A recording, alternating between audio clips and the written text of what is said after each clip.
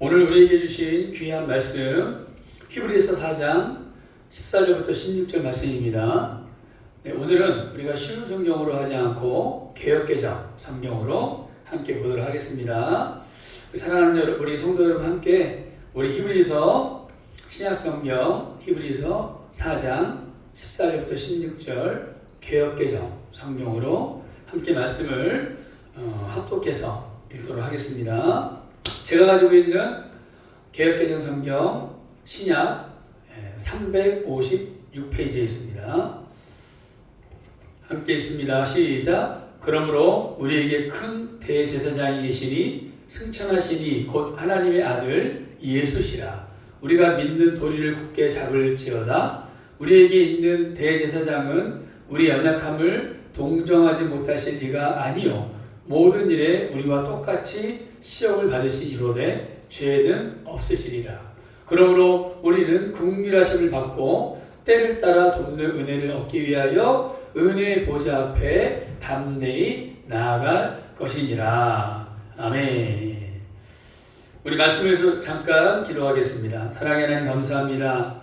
오늘도 7월 첫째 주 거룩한 주일을 우리에게 허락해 주시고 또 이렇게 사랑하는 우리 던지는 순복음 하늘가족교회 성도들이 또 이 시간 함께 모여 주님 앞에 예배로 나아가게 하심을 감사합니다.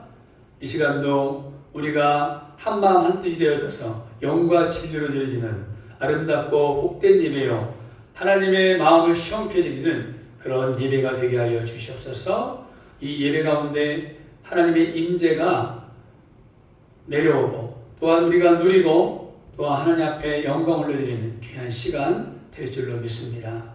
부족한 종의 인간의 모습을 감춰주시고 아버지의 말씀만 주의 말씀만 증거하게 하여 주시옵소서. 감사드리며 예수님의 이름을 의지하여 간절히 기도드립니다. 아멘. 자, 오늘 말씀을 통해서요 하나님의 사랑 때를 따라 도우시는 은혜라는 제목으로 함께 은혜를 나누겠습니다. 우리 함께 따라해 볼까요? 하나님의 사랑 때를 따라 도우시는 은혜. 아멘. 요즘 세상에 나오는 그런 모든 책이나 대중문화에 한 가지 공통점이 있습니다. TV 드라마나 소설, 시, 수필 등의 한 가지 공통점은요 한결같이 사랑을 주제로 하고 있다는 것입니다. 부모와 자녀 간의 사랑이든 또한 부부 간의 사랑이든 젊은 연인들, 남녀 간의 사랑 모두 사랑을 주제로 하고 있습니다. 대부분의 모든 영화나 대중음악이나 드라마의 모든 부분이 80~90%가 대부분 사랑이죠. 그만큼 우리가 살아가는 데 있어서 사랑이 매우 중요하다는 이야기입니다. 그런데 막상 사랑이 무엇이냐라고 이렇게 우리가 묻는다면은 한마디로 선뜻 대답하기가 어려운 것은 사실입니다. 그러면 하나님이 원하시는 진정한 사랑이란 무엇일까요? 인간적인 사랑도 있지만 그걸 갖다가 우리가 보통 에로스의 사랑, 때로는 우리가 크로스의 사랑이라고 합니다. 근데 중요한 것은 뭐냐면 하나님의 사랑, 이것은 바로 아가파의 사랑이고 무조건적인 사랑이죠. 오늘 이 본문 말씀을 통해서 우리가 하나님이 원하시는 진정한 사랑에 대해서 몇 가지 생각하고 또한 하나님이 주시는 사랑 안에는 반드시 도우시는 은혜가 있다는 것을 우리가 그 안에 사랑에 감추어진 놀라운 또 하나님의 은혜를 다시 한번 깨닫는 마음으로 오늘 이 시간 말씀을 나누고자 합니다. 이 말씀을 통해서요 여러분 깨달아 실천되어지는 은혜가 있기를 축복합니다. 자, 첫 번째로는요 바로 사랑은 상대방과의 그런 높이를 맞추는 것입니다. 한번 따라해 볼까요? 사랑은 상대방과의 높이를 맞추는 것입니다. 아멘. 빌립보서 2장 6절 7절에 이렇게 말씀하셨습니다. 그는 근본 하나님의 본체시나 하나님과 동등됨을 취할 것으로 여기지 아니하시고 오히려 자기를 비워 종의 형체를 가져 사람들과 같이 되었고 이렇게 말씀하고 있어요. 예수님은 자신을 낮추어 우리와 같이 되셨습니다.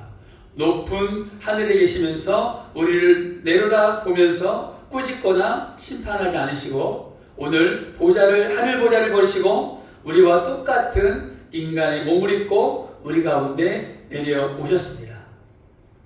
사랑은 자신을 낮추어 상대방에게 맞추어 주는 것입니다.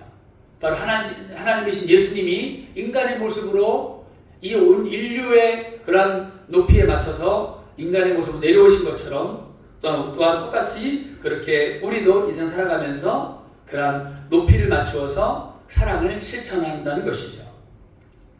어떤 어머니가요, 어린아이를, 유치원 다니는 어린아이를 데리고 백화점에 쇼핑을 하러 나갔습니다.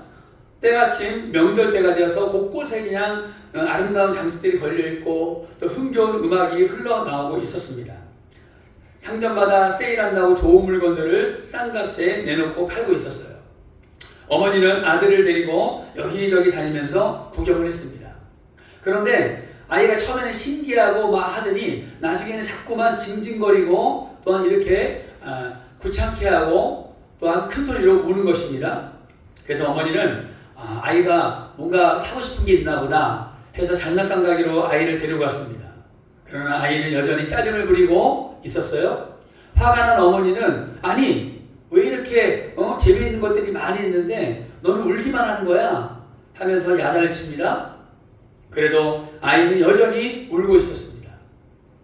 그러다가 아이를 천천히 살펴보니까 아이의 신발끈이 풀려져 있었어요. 그래서 앉아서 신발끈을 메어주고 일어서려고 하는 순간에 아이의 눈높이에 보이는 것이 있었다는 것입니다. 그 아이의 눈높이에 보이는 것이 무엇이었냐면은 바로 커다란 그냥 사람들의 엉덩이, 힙이 눈앞에서 왔다 갔다 하는 것을 또한 엄마가 발견하게 된 것이죠. 아름다운 장식들도 보이지 않고 재미있는 장난감도 보이지 않고 아이의 눈에 보이는 것은 온통 어른들의 엉덩이뿐이었습니다. 그래서 어머니는 아이를 번쩍 들어서 안아주었습니다. 그제서야 어린 이 아들이 눈물을 그치고 웃기 시작했다는 거예요. 사랑하는 여러분, 사랑이라는 것은 바로 이처럼 같아지는 겁니다. 아이의 눈높이에 맞춰야 되고 상대방의 눈높이에 맞춰 나가는 것이죠. 내가 아무리 잘난 것이 많이 있어도 사랑하는 사람 앞에서 자신을 낮추어서 서로의 높이를 맞추는 것이 진정한 사랑이라는 거예요. 그래서 청년들이 연애할 때는 잘 모르죠. 서로가 콩깍지가 껴가지고 그냥 장점만 보이기 때문에 잘 몰라요. 그리고 서로가 다 맞춰주려고 합니다. 특히 남자들이 여성들에게 많이 맞추는 편이죠. 뭐 별을 따라 주는 것처럼 그렇게 막 여자들에게 잘해주지 않습니까? 그런데 결혼한 후에는 어떻습니까? 결혼한 후에는 서로가 그렇죠. 다른 환경에서 살다가 같이 한 입을 먹고 같은 곳에서 늘 살아가고 하다 보니까 부딪히는 게 많이 있기도 하고 때로는 종종 있기도 합니다. 근데 결혼하여 부부 사이가 되면은 어떻게 됩니까? 눈높이에 맞추는 것보다는 서로의 그쵸? 자존심, 서로의 환경에서 자라온 그런 성격대로 하려고 하는 경우가 많이 있죠. 그래서 어떻게 부부가 처음에 싸움을 하죠? 이렇게 당신은 그것도 몰라? 하면서 이렇게 상대방을 무시하는 것처럼 이렇게 말을 한다는 거죠.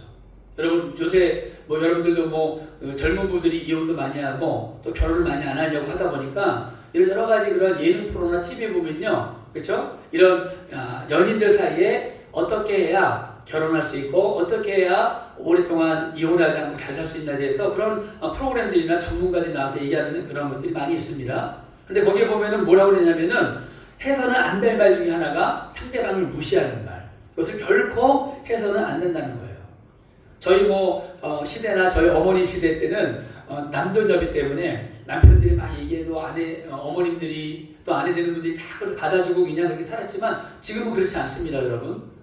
저도 딸을 키우고 있지만 딸 둘이 성인이 돼서 큰 딸은 결혼하고 작은 딸은 또한 아직 남친이 없지만 이제 결혼을 남친이 생기면 결혼을 하겠죠. 그런 현실이 있지만은 요새 여성들은 어떻습니까? 남자가 무시하고 험한 말을 하고 그러는 것을 결코 용납하지 않죠. 또한 결코 그렇게 해서도 안 됩니다. 성경의 가르침으로나 제가 살아가면서 깨달은 것은 남편이 뭘 모르거든 같이 모르는 사람이 되고 부인이 좀 무지하거든 같이 무지한 그러한 사람이 되어야 한다는 것입니다. 공동연이 나서서 아는 척 하지 말고 그냥 마주보고 바보같이 웃어주고, 그렇죠? 이해해주고 하는 그런 것들이 바로 부부지간의 아름다운 모습이라는 거예요. 사랑이란 같아지는 것입니다. 나를 낮추어서 서로를 맞춰 나가는 것. 이것이 바로 하나님이 우리 가정 안에 또한 만난 사람들 간에 하나님이 원하시는 그런 아름다운 사랑이라는 것입니다. 우리 하나님께서 그렇게 하셨어요. 열왕기상 8장 27절 말씀에 보면요, 솔로몬이 성전을 완성한 후에 하나님께 드리는 기도가 기록되어 있습니다. 이렇게 솔로몬이 고백하고 있어요. 하나님께서 정말로 땅에서 사시겠습니까? 하늘과 하늘의 가장 높은 곳이라도 우리 주님을 모실 수가 없을 텐데 하물며 제가 지은 이 성전에서 주님을 모실 수 있겠습니까? 라고 이렇게 시적으로 표현하고 있습니다. 성전은 물론이고 하늘에 더 높은 하늘이 있어도 감히 하나님을 모시겠다고 나설 수가 없다라는 그런 아주 겸허하고 하나님을 경외하는 그러한 시적인 기도를 하나님께 드리고 있는 것입니다. 우리 창조주 이 하나님께서는 그만큼 거룩하신 분이십니다. 이 땅에 어떤 피조물도 어찌 보면 하나님을 모실 자격이 없습니다. 그런데 그 하나님께서 우리 가운데 오셨습니다. 할렐루야. 바로 사람들이 하나님을 보여달라고 그렇게 외치고 원하고 하다 보니까 하나님께서 인간의 모습으로 낮은 자리로 바로 우리 앞에 오셨다는 것입니다. 더군다나 우리와 똑같은 육신을 입고 이 땅에 오셔서 때로는 배가 고프시기도 하고 때로는 목말라셨고 말할 수 없는 고난을 또한 받으셨습니다. 이렇게 자신을 낮추어 우리와 함께 하신 그 하나님, 바로 이것이 진정한 하나님의 사랑이라는 것입니다. 사랑은 예수님이 그렇게 하셨던 것처럼 눈높이를 맞추고 상대방을 맞춰주는 것, 이것이 또한 진정한 사랑이라 할 수 있습니다. 두 번째로는 사랑은 상대방을 나보다 더 높은 사람으로 또한 나보다 더 귀한 사람으로 만들어주는 거예요. 쉽게 말하면 내가 높이려고 하고 내가 성공하려고 하는 것보다 상대방을 높여주고 귀하게 여겨주면 그 사람이 어떻게 돼요? 더 존귀를 받게 되고 더 자부심을 느끼게 되고 더 자기의 갖춰져 있는 재능과 능력보다 더 큰 능력을 발휘하며 살아갈 수가 있게 되는 거죠. 빌립보서 2장 8절에 이렇게 말씀하셨습니다. 사람의 모양으로 나타나셨음에 자기를 낮추시고 죽기까지 복종하셨으니 곧 십자가에 죽으심이라. 아멘. 예수님을 자신을 낮추어 우리와 같이 되셨을 뿐만 아니라 우리를 위해서 십자가에 달려 죽으셨습니다. 예수님은 자신의 생명보다 우리의 생명을 더 귀하게 여기셨다는 거예요. 자신의 생명을 버려 우리의 생명을 구원해 내셨습니다. 할렐루야.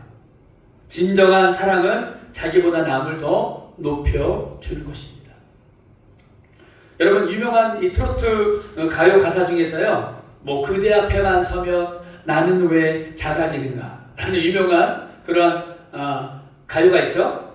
예, 우리 아마 가수 노사연 씨가 부른 노래의 가사인 것 같은데, 이런 가사가 있는데 이것 또한 저는 이 가사를 보면서 잘못된 가사라고 저는 생각을 합니다. 기독교적인 관점에서 볼 때는 잘못된 가사예요. 사랑하는 사랑 앞에 서면 내가 실제보다 더 크게 보여야 진짜 사랑이라는 겁니다.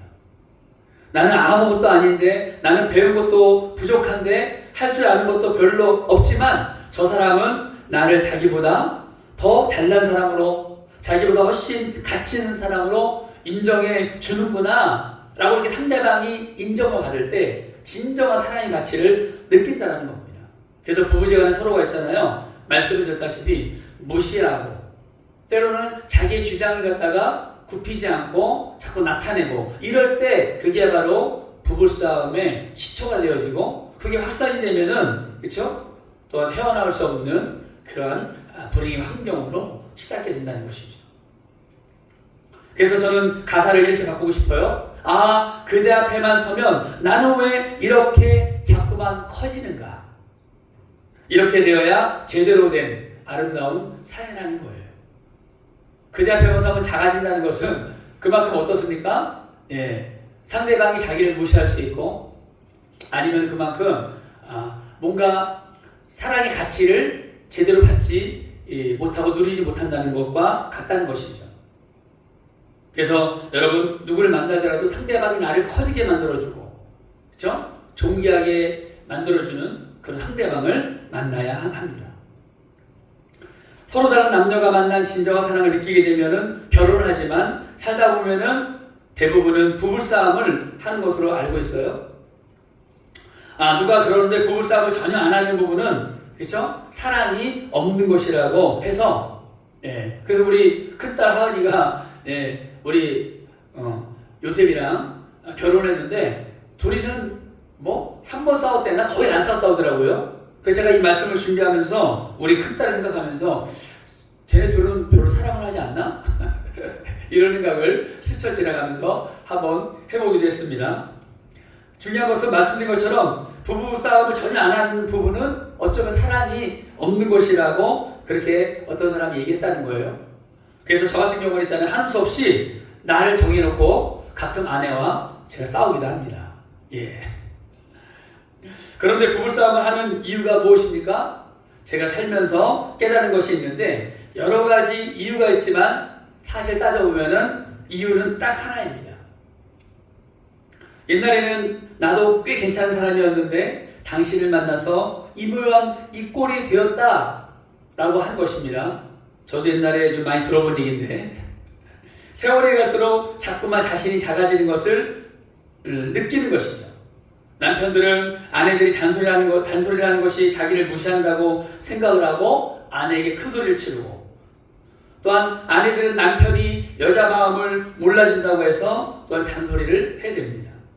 그래서 잔소리, 큰소리 이것이 끝없이 계속되는 것이죠. 그런데 이런 싸움을 끝낼 수 있는 방법이 딱 하나 있는데 바로 서로를 높여주는 것입니다. 남편은 아내를 높여주고 아내는 남편을 높여주는 것이죠. 진정한 사랑이란 상대방을 나보다 더 가치 있는 존재로 여기는 것. 이것이 바로 하나님이 원하시는 사랑이고 성경적인 그러한 사랑입니다. 제가 예전에도 이 아름다운 스토리가 너무나 감동적이라 여러분에게 소개한 예가 있는데 한 번 더 하려고 합니다. 오헨리라는 작가가 쓴 크리스마스 선물이라는 이 소설을 읽어본 사람이라면 누구나 깊은 감동을 느끼게 될 것입니다.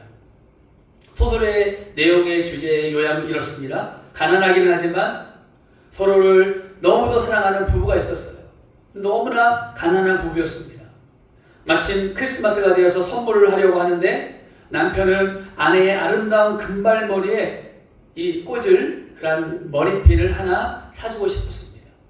하지만 돈이 없어서 고민을 하다가 아버지에게 물려받은 회중 시계를 팔아서 아주 비싸고 예쁜 그런 금장식을 한 머리핀을 샀습니다. 한편 아내는 남편이 그렇게 아끼고 남편 아버지에게 시아버지에게 물려받았던 자랑하는 회중시계에 줄이 끊어진 걸 보고 줄이 없는 것을 보고 마음에 늘 걸려 있었어요. 그래서 시계줄을 사주려고 자기의 머리카락을 잘라서 팔았습니다. 드디어 크리스마스 날이 되고 부부는 서로 선물을 교환했습니다. 이제는 아무 소용도 없는 선물을 서로 주고받은 것과 똑같은 상황이 되었다는 거죠. 그러나 가장 아름답고 귀한 선물을 주고받았습니다. 여러분, 이 스토리가 무엇입니까? 그렇죠? 아내에게 가장 필요한 것을 남편은 팔아서 그렇죠? 아내에게 선물 주고 싶었고 또 아내는 아름다운 금발머리를 그렇죠? 남편 아름다운 이 머리핀을 준비했는데 금발머리를 잘라가지고 남편이 시계줄을 구입해 준 거죠. 서로의 상대방에 대한 배려, 사랑이 너무 깊다 보니까 이렇게 약간의 어긋나는 그런 선물을 교환했다는 얘기죠. 근데 이 이야기에 담고 있는 뜻이 뭡니까? 그것은 서로를 가장 귀하게 여기는 진실된 사랑이라는 그런 결말을 맺는 스토리입니다. 사랑은 나를 기쁘게 하는 것이 아니라 상대방을 기쁘게 하는 것이 사랑입니다. 하나님이 우리를 사랑하시고 예수님이 자신보다 우리 인간들을 사랑하셔서 이 땅에 오시고 아낌없이 십자가를 지시고 물과 피를 흘리시고 다 이루었다 라고 마지막 메시지를 남기시고 숨을 거두신 그 십자가의 사랑처럼 말이죠.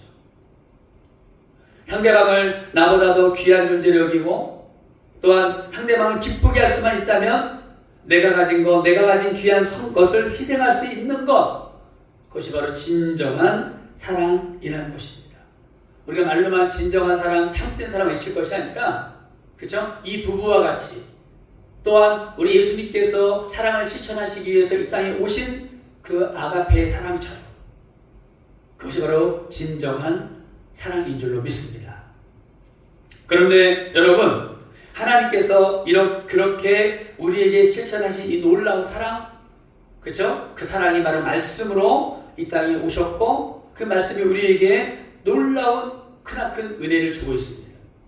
요한복음 3장 16절 말씀 아시죠? 여러분들이 다 암송하는 귀한 말씀입니다. 하나님의 세상을 이처럼 사랑하사 독생자를 주셨으니 이는 저를 믿는 자마다 멸망하지 않고 영생을 얻게 하려 하심이라.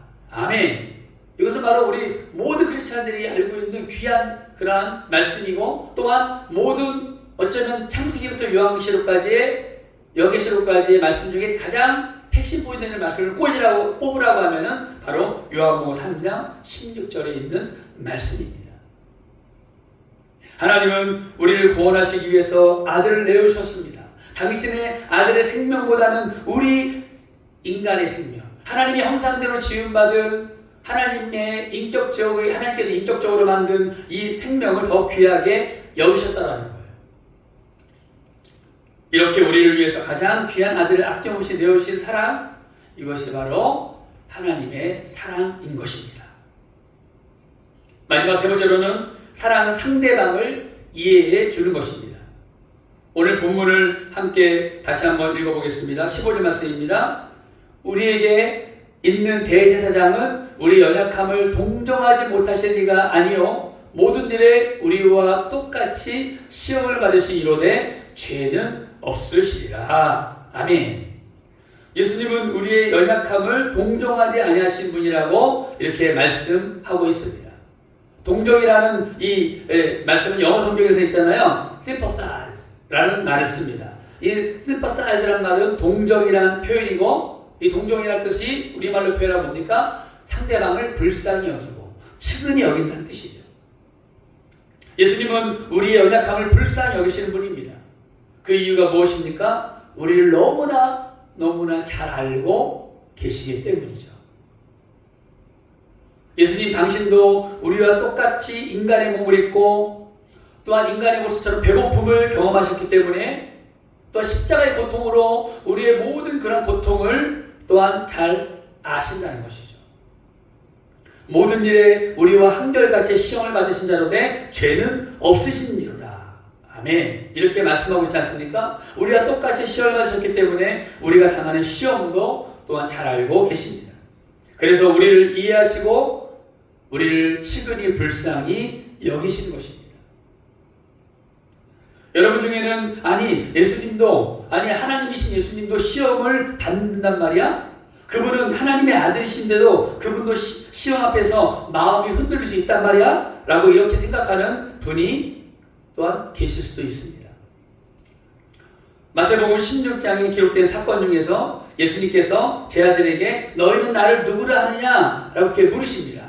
이때 아주 성질급하고 그냥 열심으로 예수님을 따라다녔던 수지자였던 베드로가 이렇게 대답하죠. 주는 그리스도시요 살아계신 하나님의 아들이십니다. 라고 이렇게 예수님께 대답하죠.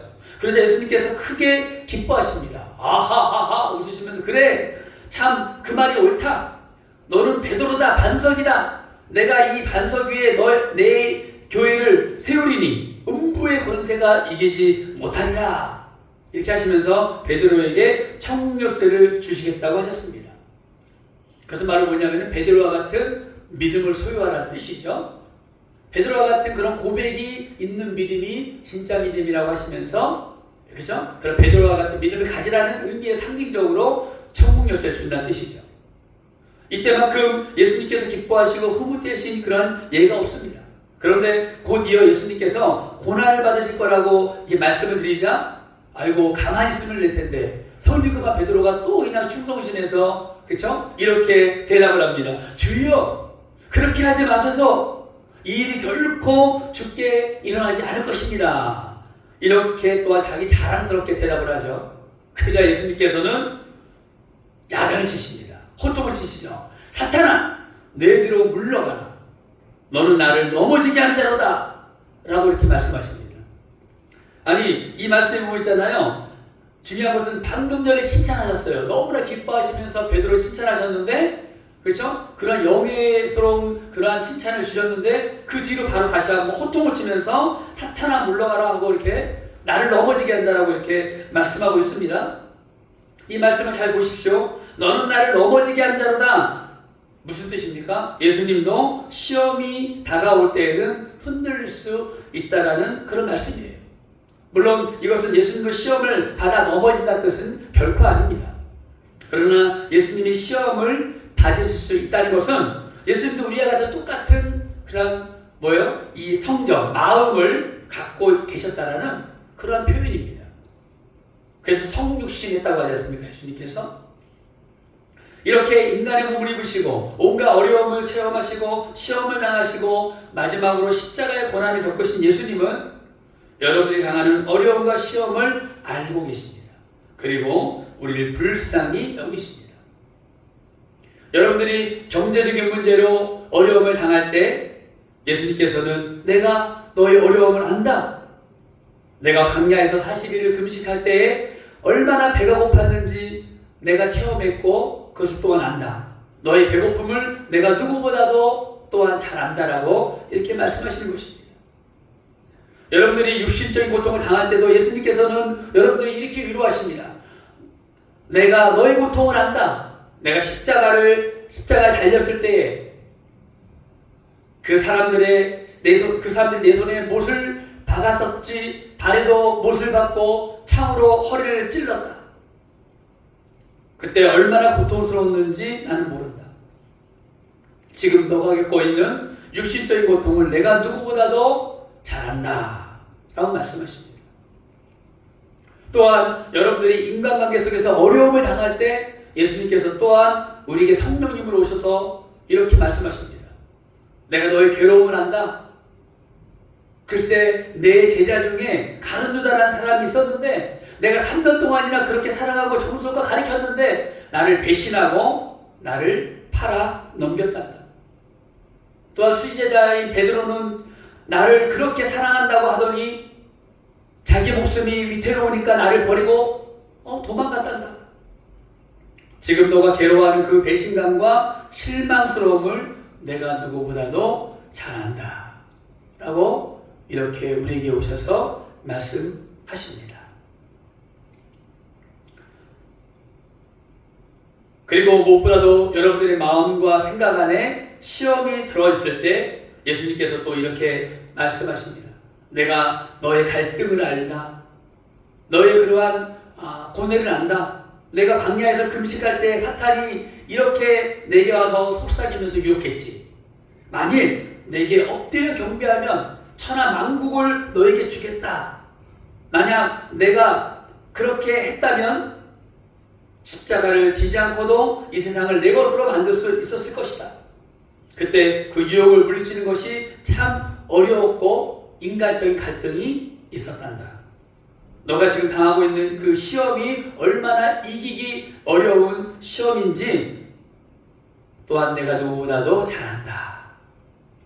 사랑하는 여러분, 예수님은 우리를 충분히 이해하십니다. 그리고 기다려 주십니다. 누구보다도 우리를 너무나 잘 아시기 때문에 그렇습니다. 우리가 겪는 고통과 시험을 충분히 이해해 주십니다. 그리고 우리들로 하여금 그 고통과 시험을 이길 수 있도록 도와주실 것입니다. 할렐루야.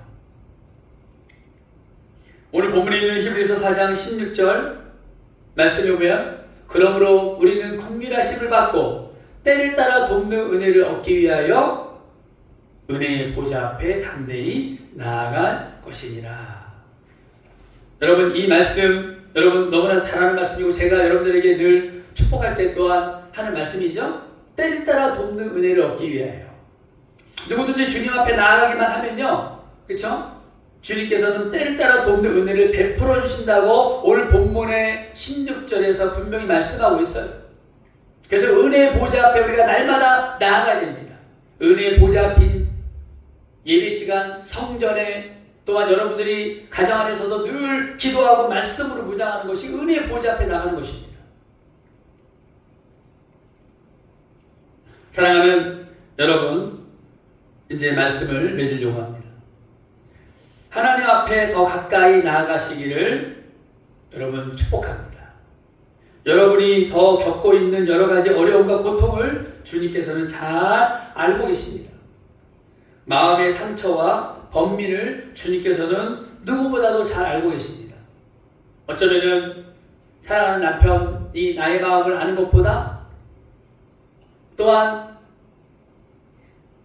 자녀가 부모님이 자녀를 이해해주고 기다려주는 그 아름다운 그러한 배려와 사랑보다도 예수님이 더 우리를 잘 알고 계시고 이해해주시고 기다려주시기 때문에 우리를 포기하지 말고, 우리 지난주 설교가 결코 포기하지 맙시다가 주지 아니었습니까? 그런 말씀처럼 포기하지 말고 끝까지 주님 앞에 간절히 인내하며 기도하고 주님만을 바라보고 주님이 주신 말씀 안에서 우리가 거하며 살아갈 때에 하나님께서 반드시 여러분의 그 모든 어려운 환경을 싸매주시고 상처를 만져주시고 또한 그 시험을 이길 수 있는 놀라운 힘과 용기와 지혜를 주님께서 주실 줄로 믿습니다. 그러므로 여러분이 갖고 있는 모든, 이 세상 사람이 갖고 있는 모든 문제들을 주님 앞에 가지고 나아가 때를 따라 돕는 은혜로 말미암아 새로운 소망과 기쁨으로 새롭게 다시 일어서는 저와 여러분 되시기를 주님의 이름으로 축원합니다. 때를 따라 돕는 은혜를 얻기 위하여 은혜의 보좌 앞에 담대히 나아가는 그런 여러분 되시기를 다시 한번 강조하면서 또한 축복합니다. 아멘. 기도드리겠습니다. 사랑하는 아버지 하나님 감사합니다. 오늘 이 귀한 말씀으로 우리 안에 서게 하심을 감사하고 이 말씀 가운데 하나님 앞에 더욱더 나아가기를 원합니다. 진정한 하나님의 그 사랑, 때를 따라 도우시는 은혜를 우리가 누리고 또한 경험하고 말씀 앞에 실천하며 살아갈 때에 그 하나님께서 우리와 늘 동행하시고 인도해 주시고 또한 우리를 행복의 길로 이끄시는 하나님을 경험하게 될 줄로 믿습니다. 그러한 우리 사랑하는 하늘가족 성도들 모두가 되게 하여 주시옵소서. 예수님의 이름으로 축복하며 기도드립니다. 아멘. 우리 시간 찬양 한 장 부르겠습니다. 찬양 한 장 부르신 후에 우리 마지막 찬양 있죠? 네, 이런 교회 되게 하소서 찬양 부르고 드려진 예물과 축도로 오늘 예배를 마치도록 하겠습니다. 진정한 예배가 숨쉬는 교회, 주님이 주인 되시는 교회, 믿음의 기도가 쌓이는 교회, 최고의 찬양을 드리는 교회, 말씀이 살아 움직이는 교회, 성도의 사랑이 넘치는 교회, 섬김과 헌신이 기쁨이 되어 열매 맺는 아름다운 교회, 주님의 마음 닮아서 이웃을 사랑하는 교회,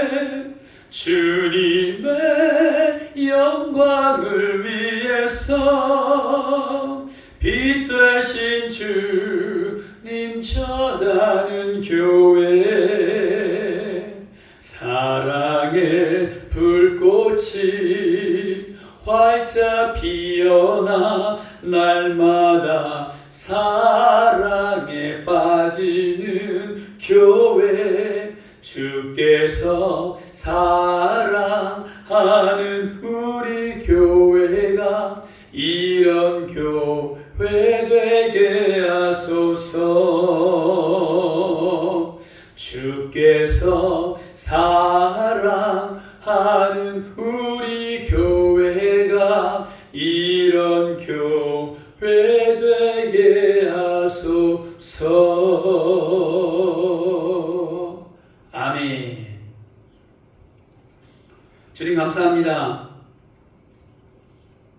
오늘도 사랑하는 하나님의 귀한 자녀들이 하나님이 예정하여 부르시고 천국 백성으로 시민으로 삼아주신 귀한 하나님의 권속들이 이 자리에 나와 주님 앞에 마음과 뜻과 정성을 다하여 예배드리고 또한 이 예배 가운데도 하나님께서 주신 건강, 환경, 물질 그 모든 것에 감사하는 마음을 담아서 정성껏 예배를 올려드렸습니다. 이 예배를 드리고 일마다 우리 주님께서 일일이 기억하여 주시고 오늘의 말씀처럼 때를 따라 도우시는 은혜로 충만하게 부어 주시옵소서. 이 예배를 쓰이는 곳곳마다 하나님의 나라와 영광과 복음과 선교와 구제가 편마하게 나타나며 또한 그것을 전하며 실천하는 그러한 아름다운 축복의 통로로 그러한 예물이 쓰여지기를 또한 원하며 축복합니다. 지금은 우리를 죄에서 구원하신 예수 그리스도의 은혜와 하나님의 넓고도 크시고 그 무한하신 사랑하심과 성령님의 감화감동 역사 내주 충만 교통하시니 이제는 그 하나님의 놀라운 진정한 사랑, 아가페의 사랑, 참된 사랑을 우리가 누리고 깨달으며 또한 그 사랑 안에 또한 숨겨져 있는 놀라운 아름다운 그 축복의 은혜, 때를 따라 도우시는 은혜를 누리며 살아가기를 소망하는 사랑하는 모든 성도들 머리머리 위에와 성도들의 가정과 일터와 자녀와 또한 사업장과 또한 기도 제목 위에 우리 하늘가족 순복음교회 부흥 위에 지금부터 영원토록 함께 하시기를 주님의 이름으로 간절히 축원드리옵나이다. 아멘.